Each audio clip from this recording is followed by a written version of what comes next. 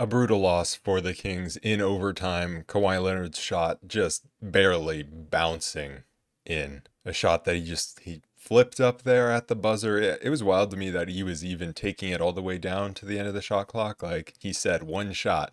We either win or we lose because they were behind at that time. And so a game that the Kings had a lead in late and a really important game with the Kings being only one win back of the Clippers before the start of this game. And so obviously it was a very important game that the Kings lost.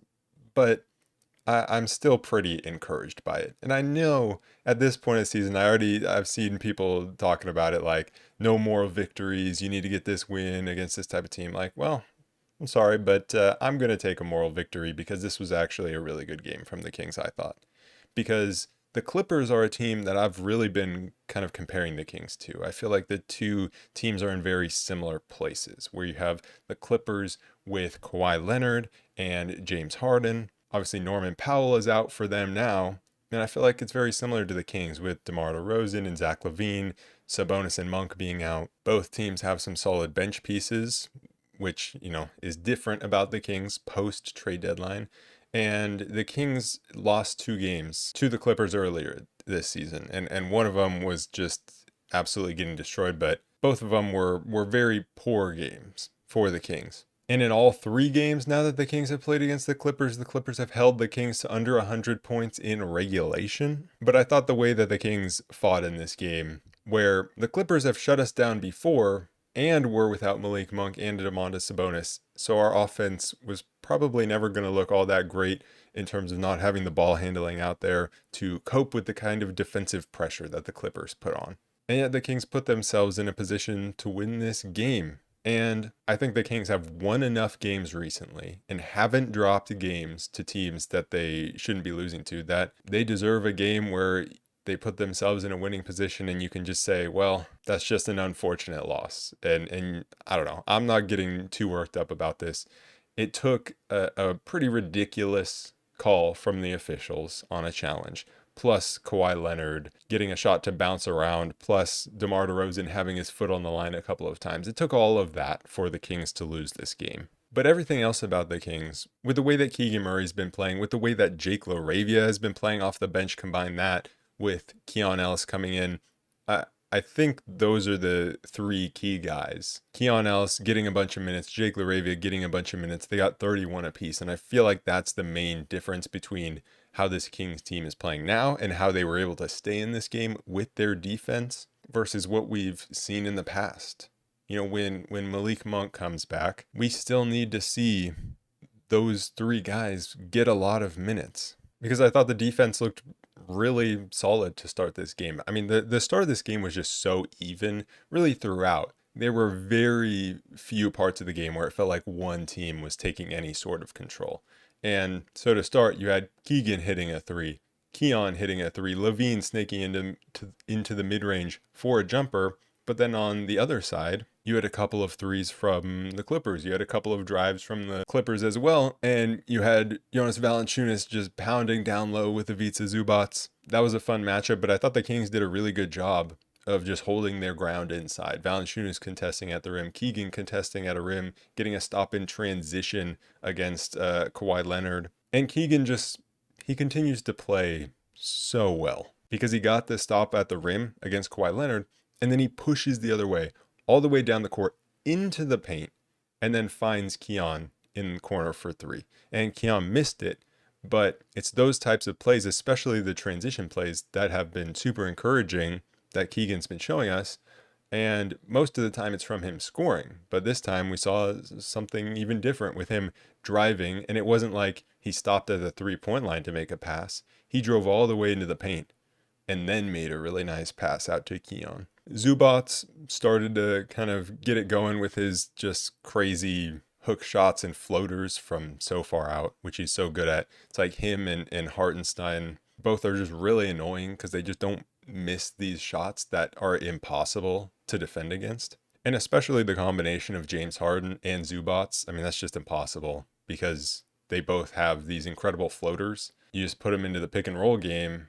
I mean, someone's going to get a floater pretty much. But I liked how the Kings were defending early on, and especially how Jake LaRavia came in and was defending against James Harden. And there was one play where he got way into the gap. You know, he's helping over onto Harden on the perimeter, and yet he's still able to break up the pass to the player that he's supposed to be guarding on the wing and come up with that steal. That led to an easy transition layup for him. And then Zach LaVine was getting it going, and he was having a good time operating in the pick and roll with Valanciunas, you know, snaking these screens, getting into the mid-range, but also getting all the way to the rim. And he was using all sorts of little ball fakes to get to the opposite side of the rim and finish as he committed the defender in the middle of the paint. And so he was just doing a really good job of attacking, getting inside. Like, he forced up a couple of threes, and I'm never going to be mad at him for taking these threes with how incredible he's been shooting. I want him to shoot a lot of threes, but those weren't going down. But that wasn't the only way that he was getting offense. He was doing a really good job of attacking the rim. The only real problem was some foul trouble for the Kings. Valanciunas and Keon Ellis both picking up 2 fouls in that first quarter. But Kings go into the first quarter break up 23-20. I thought it was just like solid. Solid is how I would describe really this entire game from the Kings. I thought it was disciplined. There really weren't that many moments of big mistakes. There weren't very many moments of forcing things offensively. And towards the end of the first quarter, we saw Markelle Fultz come in. He missed a corner three. Keon ended up with the ball on the offensive rebound and scored a layup. But Fultz only played 2 minutes towards the end of that first quarter. And that's something we've seen before, where he gets a couple minutes at the end of the first quarter, or maybe at the start of the second quarter, and then he comes out. And we had Devin Carter come in for him. And right away, Devin driving to the rim for a layup, got that massive putback dunk, was getting to the free throw line. He went 1 for 4 from the free throw line, so not great. But relocated to the corner on one play and hit a 3. So it was really good minutes for Devin Carter, and he's fighting for his spot against Markelle Fultz. And that's great. Like, I would much rather have it be Devin Carter than Markelle Fultz in terms of who's playing well. Because obviously we got a lot more invested into Devin Carter than we do Markelle Fultz. And there's a lot more potential there for Devin Carter. Markelle Fultz is just a vet we're picking up for the end of the season here. To start that second quarter, though, there were some fouling issues. I mean, Devin Carter had a foul, but there were kind of fouling issues where you're fouling guys that aren't getting to the rim. You know, it's not these fouls at the rim. And really both sides were doing it. They were fouling jump shooters in the mid-range. So we were kind of letting the Clippers off the hook a little bit, and then they were doing the same on the other side to DeMar DeRozan, so it evened out. But that was a little bit of the time where there was some lack of discipline there. But we saw a play where Keegan drove against Bogdanovic, got to the middle of the paint, put his shoulder into Bogey's chest, stepped back for a nice jumper. I thought Lyles came in, and while he didn't fill the box score or anything, I thought he was just playing really solid minutes. He drew some fouls, and I thought he was boxing out well, maybe a little too well on that one possession where all the Kings are just boxing out and no one goes and grabs the ball. But for the most part, the rebounding was outstanding in this game. They only allowed 3 offensive rebounds. And, you know, I talked about the Kings fouling a little bit too much, but they were kind of getting bailed out because the Clippers didn't shoot well from the free throw line at all. 15 for 25. Kawhi clanked a couple. Kawhi was just clanking 3 after 3 as well. And the only time where I really got a little pissed by what the Kings were doing was a little ways into that second quarter when they just got beat down the floor like twice in a row in moments where there should have been no transition opportunity, and they just got beat down the floor. One of them, it seemed like Devin Carter, it was just like a little miscommunication. He thought someone else had his man. And then the other one, like, guys just got to run back. So there were like 2 of those moments, and the Clippers started to go on a little bit of a run. Before it, Keegan hit a step back 3 on Batum. I love a Keegan step back. They're just so beautiful. But the Clippers went on a little bit of a run. They got within 2, and DeMar hit a 3 kind of in a response. But the Clips continued to go on this run, just outrunning us. DeMar missed a few shots, and the Clippers took the lead. But then LaVine was able to respond, and he was able to respond by coming in, getting to the rim, and he was really just in attack mode all night long. Got to the free throw line a couple of times, so he kind of kept us in it. There were a couple of bad possessions towards the end, or at the end of the first half, where the ball really wasn't moving and we were just stuck on the perimeter, and it led to a couple of misses from Keon and from Keegan.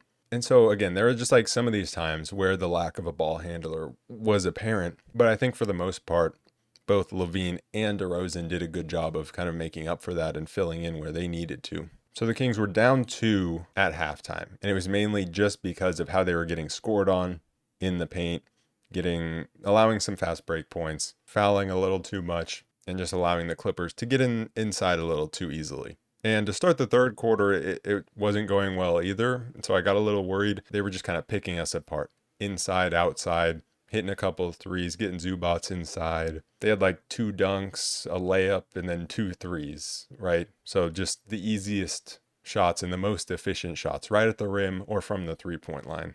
Meanwhile, the Kings were settling for much tougher shots. And it really was only a Keon 3 and a LaVine, I think it was a mid-range jumper. Those were the only baskets that the Kings got early on in that quarter. And so it looked like an opportunity where the Clippers might pull away. And the Kings responded by going to a zone defense. And the zone was super effective because the Kings were just daring Chris Dunn to shoot.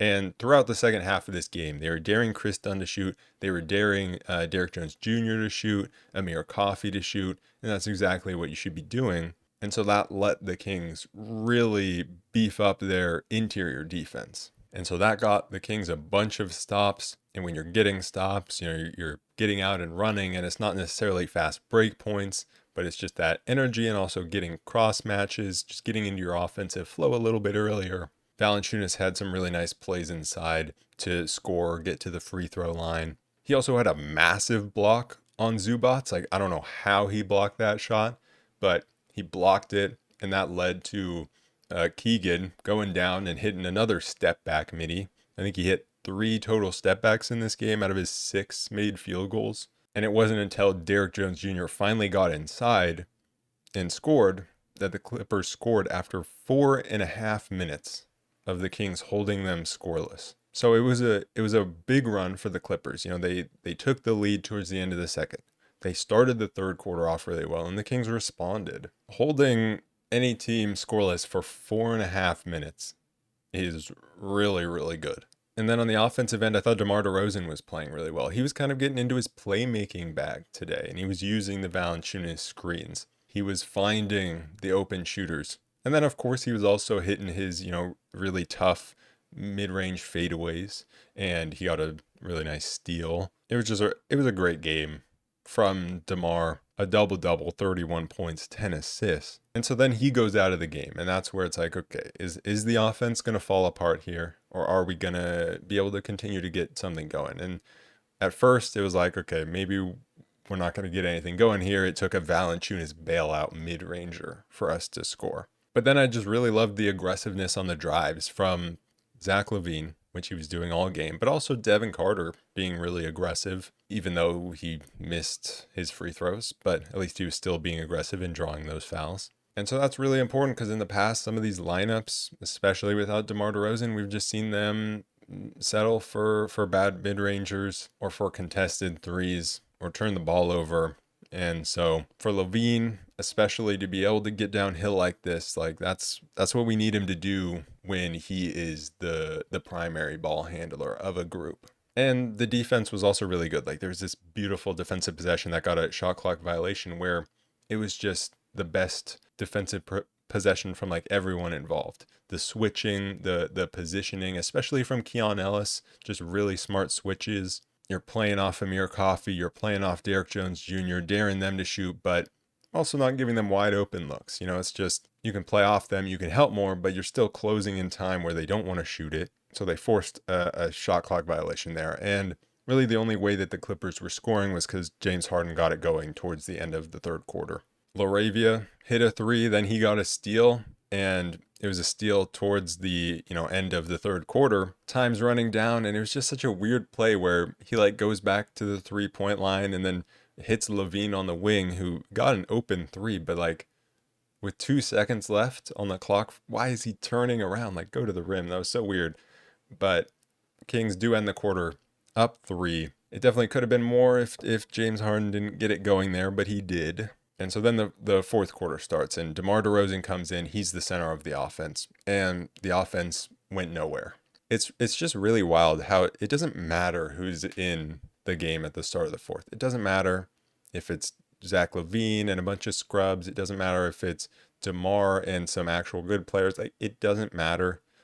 The Kings cannot score at the start of the fourth quarter ever. And so the offense goes nowhere, 3 straight possessions, and Zach LaVine has to come back into the game. Defensively, the Kings were forcing the Clippers into taking mid-range shots, but they did give up an offensive rebound. But again, can't be too mad at that because, they only allowed 3 on the game. And they were forcing the Clippers into tougher shots. And then there was a really nice sequence. I think the Clippers had taken the lead at the start of the fourth because the Kings just were, so cold. But then there's a nice sequence where LaRavia has a drive and a layup. Then LaVine drives in for a layup. And then LaRavia gets a steal, leads to a DeMar DeRozan midi.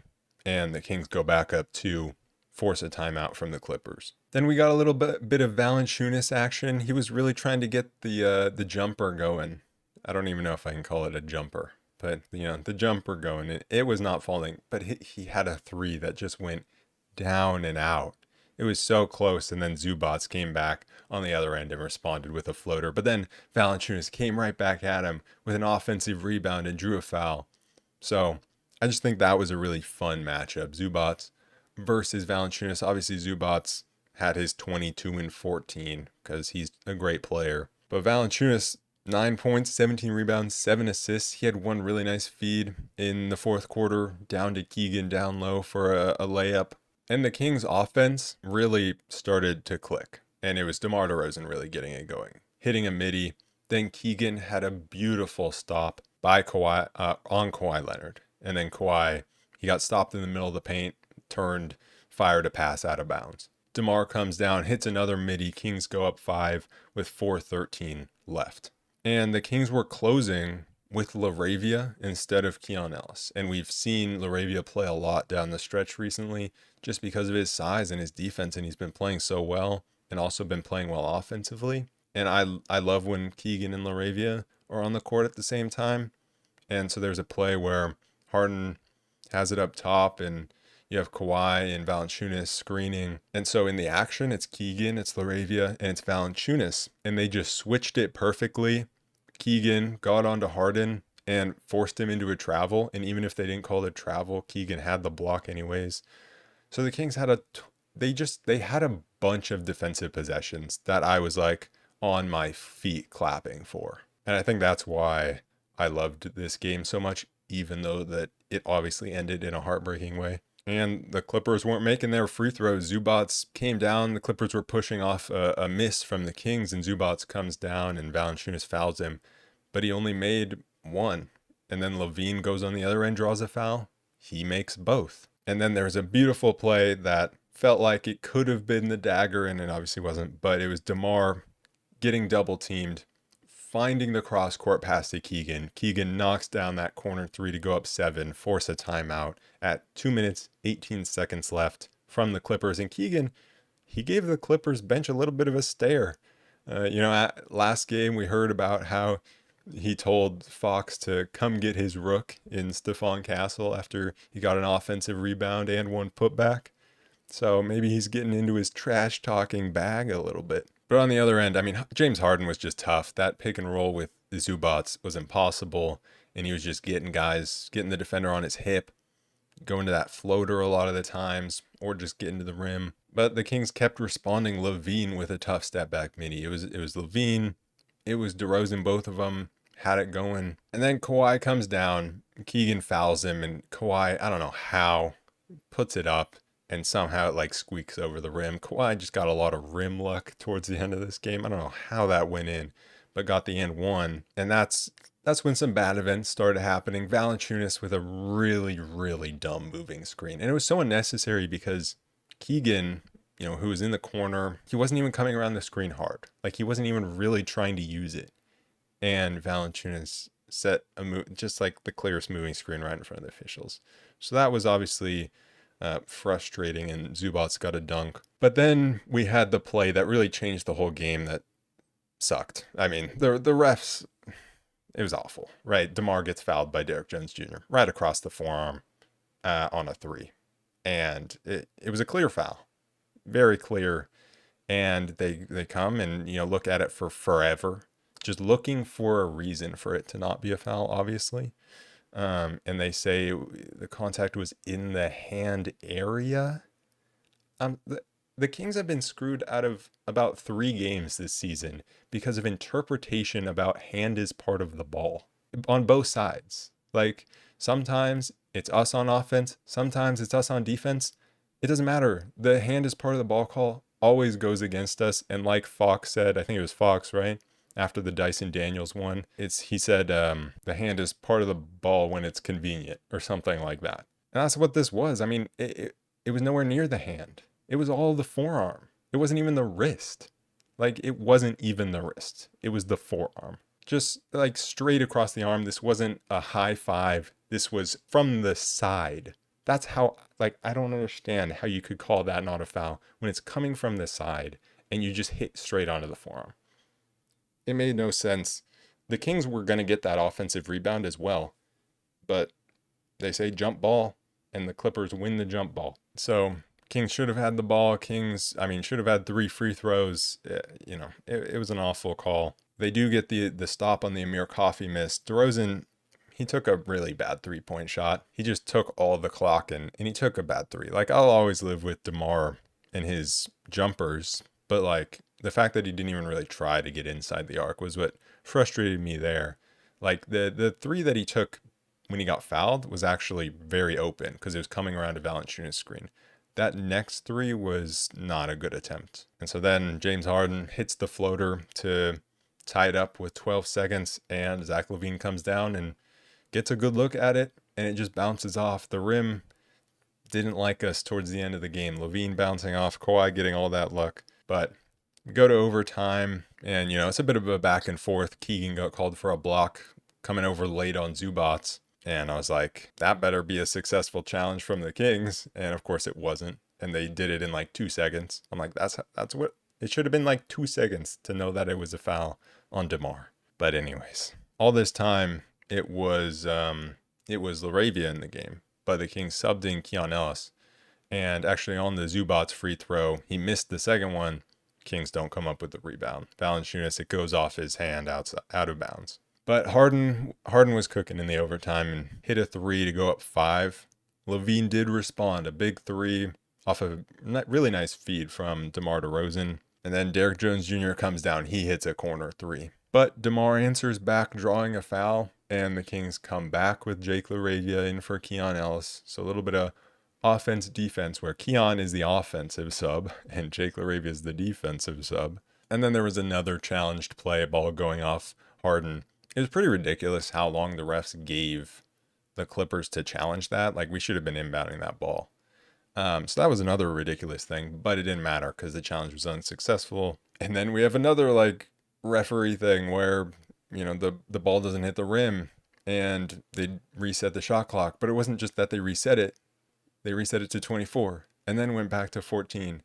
And so then it's a mad scramble for the ball, and somehow, DeRozan comes up with it, or LaRavia gets it to DeRozan in the corner, who hits, of course, a long 2, which he hit 2 of in the overtime, which obviously comes back to hurt us in the end. But, they review that, say he got it off in time. So, it didn't really matter, but thought we were going to get screwed again. And I think those calls are always stupid because it's like the shot clock reset, and then you're going to like time it to see what would have happened if it didn't reset. How does that work? Because the clock reset. So guys aren't taking a shot because the clock is reset. That's a problem I have with NBA rules. It doesn't make sense. And I've thought that for a while. That rule doesn't make sense. But the Kings go up 1. Harden comes down. It's a floater to take the lead.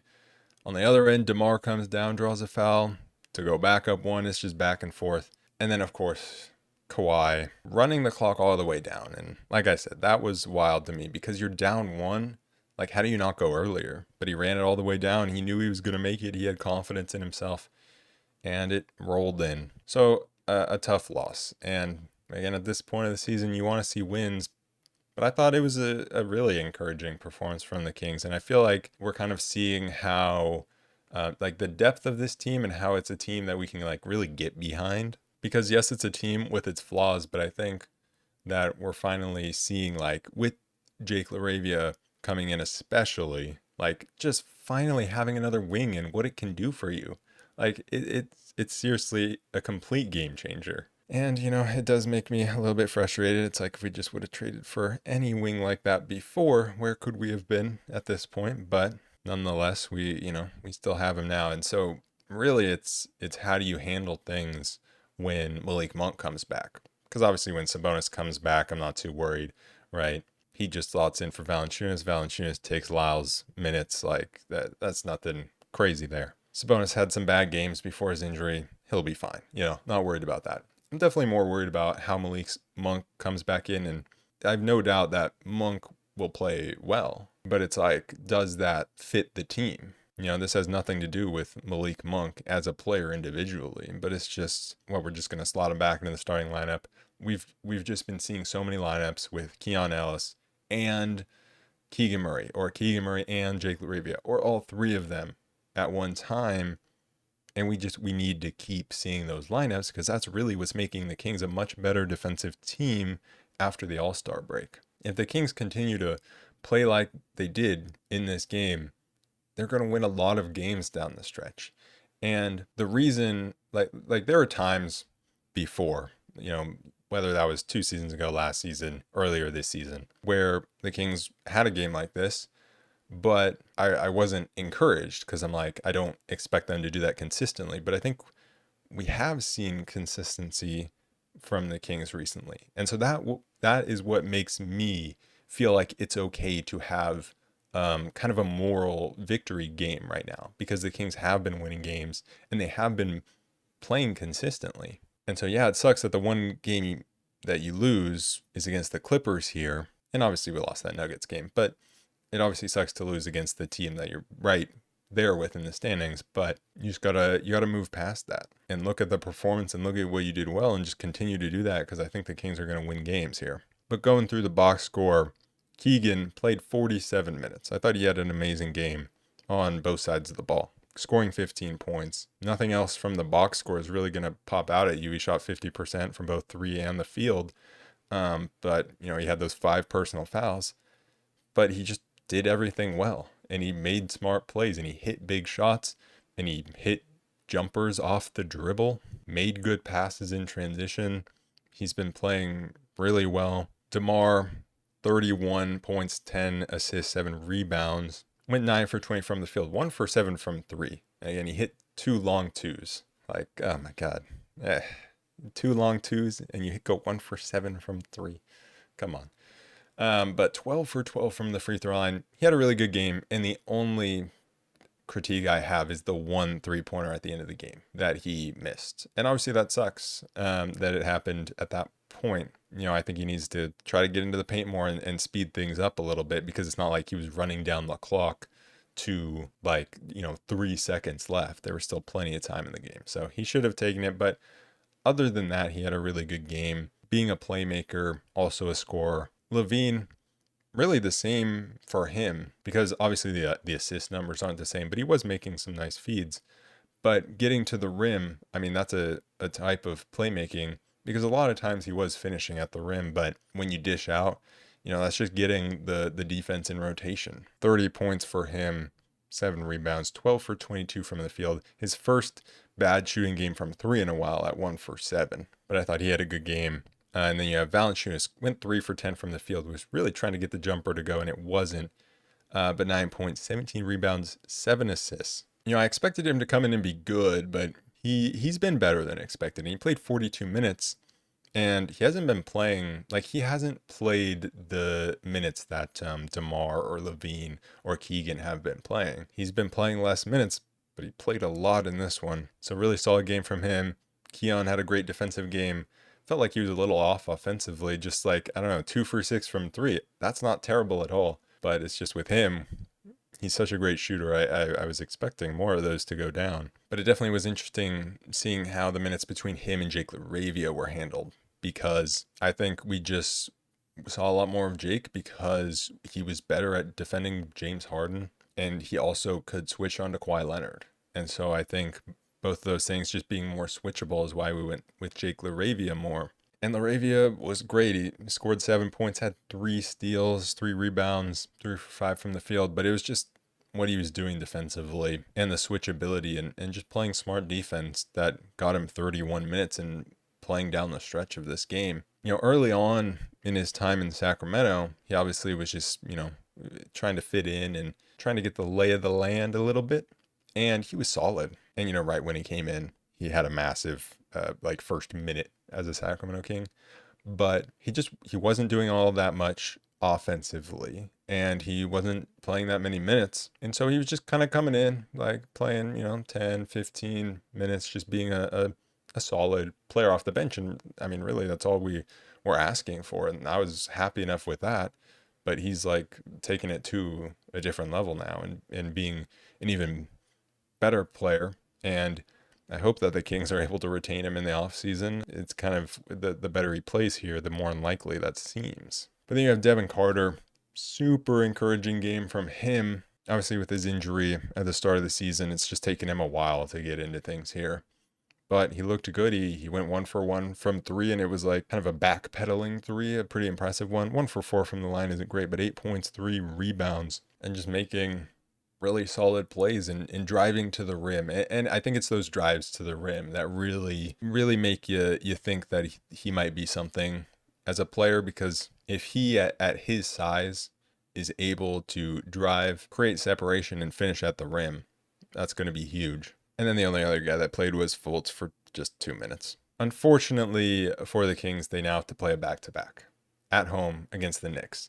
And the Knicks have been pissing me off because they've come on this West Coast road trip and they're just losing to everyone. They're losing to the Clippers and the Lakers and the Warriors. And so they've been losing all these games, and now they're all rested up. And yes, they lost Jalen Brunson in that Lakers game, so he won't be playing, and that's obviously huge for the Kings. But now you got a tired Kings team coming home to play who just played an overtime game, to play the Knicks, who are well rested and are 0-3 on their California road trip.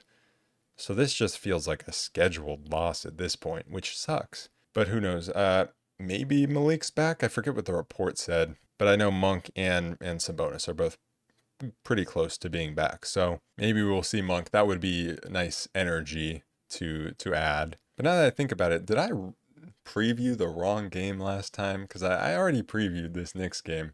Did I not talk about the Clippers game last time? I might not have. But either way, what I said last time was we might see the Kings go with Valanciunas on Josh Hart and then put a Keegan or a Jake LaRavia on Karl Anthony Towns to chase him around the perimeter, have Valanciunas be more of a roamer and hope that Josh Hart isn't hitting his outside shot, and kind of, allow Valanciunas to protect the paint in that way. And so if the Knicks come out and they're not shooting well, especially like Josh Hart, if we're letting him shoot, then this could be a very good defensive game from the Kings. And obviously it could go the other way, like we saw last time with the Knicks, where OG Anunoby just can't miss from 3. But it obviously helps a ton that Brunson is out, because Keon can't guard Jalen Brunson. There are just certain players that Keon can guard super well, and there are others that he just can't. And Brunson is one of those players that he has really struggled with. And I know the Kings are going to be tired, but if we see another